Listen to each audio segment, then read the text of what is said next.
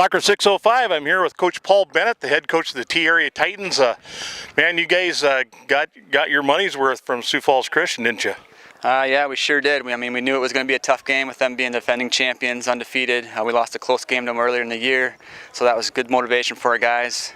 We went up 2-0 on them, but it's never comfortable with playing them. So. Yeah, you know, when they got connected at about 30 minutes, it looked like the momentum in the game really switched to them. They were in your end a lot, but your guys held together. Yeah. After we scored our goal, we kind of had a little letdown, and they did control the play, and our guys were having trouble connecting our passes and stuff like that, and they really put us under a lot of pressure, but we withstood that pressure and got into halftime 1-0, so that was good. Yeah, and it really is amazing how you guys can be so incredibly dangerous, especially on throw-ins and other restarts. But I think you got 3 of your 4 on restarts today.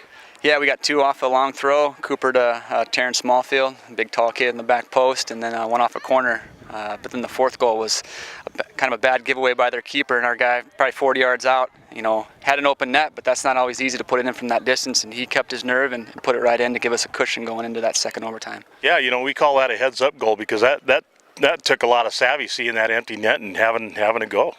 Yeah, and Justin Hofer's a kid that hasn't played a whole lot this year for various reasons, but he's a very dangerous player, very technical player, and I told him going into the overtime, I said, you're going to make a difference here, and lo and behold, he did. Well, we got the Aberdeen Central and Groton back here behind them, so one of them is going to meet you in the championship tomorrow. Any preference over which one?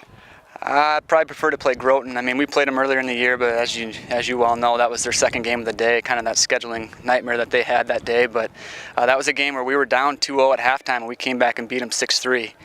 So we really put the pressure on them, and it could have been probably more, but I know I've heard that they were missing a few players that day. Aberdeen Central, we came up here with a kind of an understrength squad, missing a few players through injury. Very windy day. We were against the wind first half, and they put 5 passes. We just really didn't ever get going that day. So I think either way, we'll match up fairly well with both teams. Talking with Taryn a little bit earlier, he said, well, we kind of flew under the radar a lot of the year, but you ain't under the radar anymore, are you? Yeah, that's kind of right. I don't think a lot of people, if you would have asked a lot of the people that know about South Coast soccer, I don't think many of them would have said that T Area was going to be in the final of a state championship. But I came in, this group of players, I have 13 seniors, and many of them have played together at the recreational level for a good number of years. So that says a lot that they're familiar with each other. They just haven't played at this kind of level. So that was a little bit surprising that they were able to do as well against these higher level teams. We were talking on a weekly wrap-up show, I think it was last week, maybe the week before, but we were asking some of the sanctioned coaches, who they would rather play or rather not, and everybody agreed they would rather not play T.